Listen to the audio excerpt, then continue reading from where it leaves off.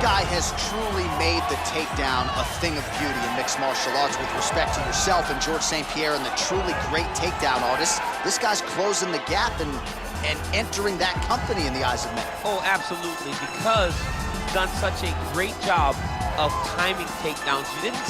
I haven't seen anyone so good at slipping a jab into a takedown since George St. Pierre. Right. He does a phenomenal job of getting from step 1 to step 2 before his opponent even realizes, now he's in on my leg. And if they do get their hip back, immediately he's up into a foot sweep, or a headlock, or an inside trip. It's just so many different ways for him to get you to the floor that he will throw every single one at you every single time. And a lot of fighters talk about that wrestling maintenance and how hard it is, right, over the course of a career to continue to drill those things. He talks a lot about that, and that's why he's continued to realize success here in the UFC. All right, well, he's one of the more accomplished Brazilian Jiu-Jitsu practitioners in this division, DC, and I know how many chokes you have in your arsenal. Offensive Jiu-Jitsu, defensive Jiu-Jitsu, doesn't get much better than this guy. It doesn't get as high level in terms of the Jiu-Jitsu knowledge. He knows in every exchange that he's the guy that's processing things at a different level. From the armbar submissions that he has shown in the octagon to the beautiful guillotine chokes that he does over and over again. And don't think that he won't roll for a knee bar and get a submission. Right. It's just constant danger when you're in the jiu-jitsu with this guy. And even the high-level wrestlers that he's fought have paused to try to take him down because of that patented guillotine. It's so unbelievable. Truly a case of pick your poison with this Brazilian Jiu-Jitsu practitioner. Our tale of the tape now for this featherweight fight. More than 5 years apart, with some differences in height and a similar reach. To get us started with the official introductions, here is this fight is Bruce 3 rounds in the UFC featherweight division. Introducing first, fighting out of the blue corner, a freestyle fighter holding a professional record of 20 wins, 8 losses. He stands 5 feet 8 inches tall, weighing in at 145 pounds.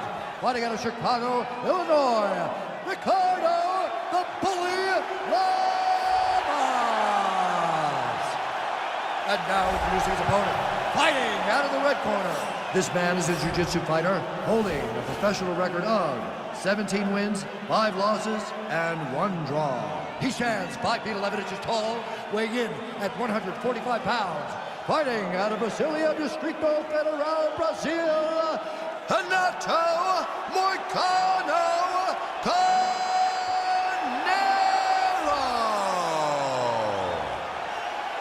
And when the action begins, our referee in charge, Herb Dean. Herb Dean, our third man in the octagon for this one. Ready.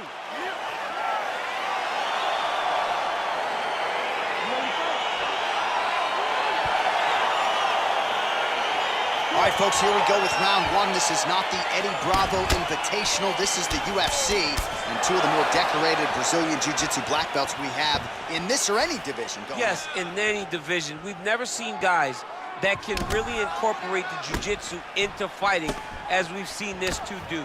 But who's gonna make a mistake? Who's gonna leave an arm out there to get grabbed? Who's gonna leave their neck out? Let's see, when you put 2 great jiu-jitsu players together, who can get their hand raised in the octagon. Missed with that attempt.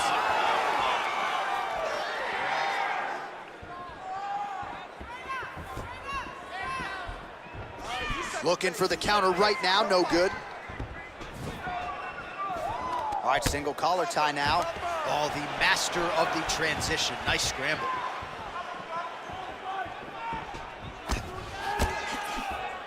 Well, perhaps a sign of things to come as he lands a kick there. Nice kick landed by this gentleman. And they separate.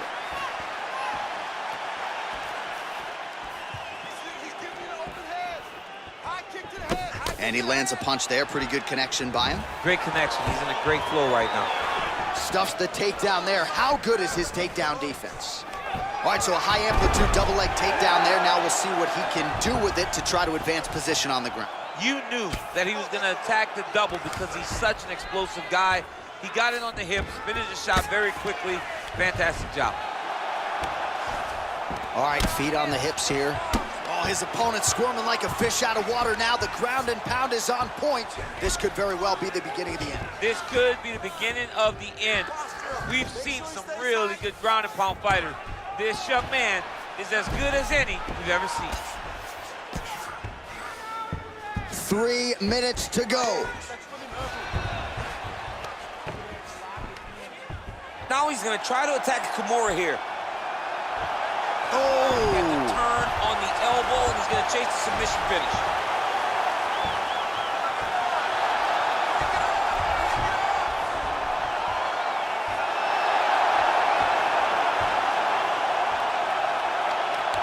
Oh, and there's the tap, so he submits him with the armbar. How about that? Great job, great performance.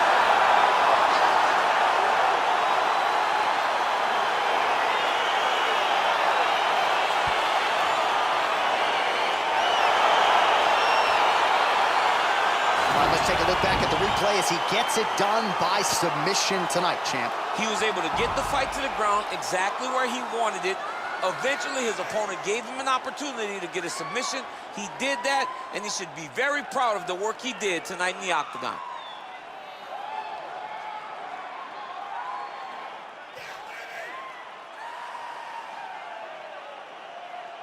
So there he is, your winner by submission, and that's exactly how you put the rest of this division on notice. Looks like this guy could be a factor moving forward in this division.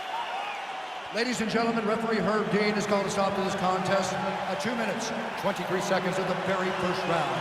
Declaring the winner by tap out due to an armbar, Ricardo Lamas. All right, so there he is, all smiles, and rightfully so after he gets the job done by submission tonight. You told me off the air before the fight that he was going to submit him, and that's exactly what happened, man. I mean, you know, this guy has such a great submission game that you cannot lay in his guard. And his opponent is known to lay in the guard. He made him pay for it tonight and got the submission victory.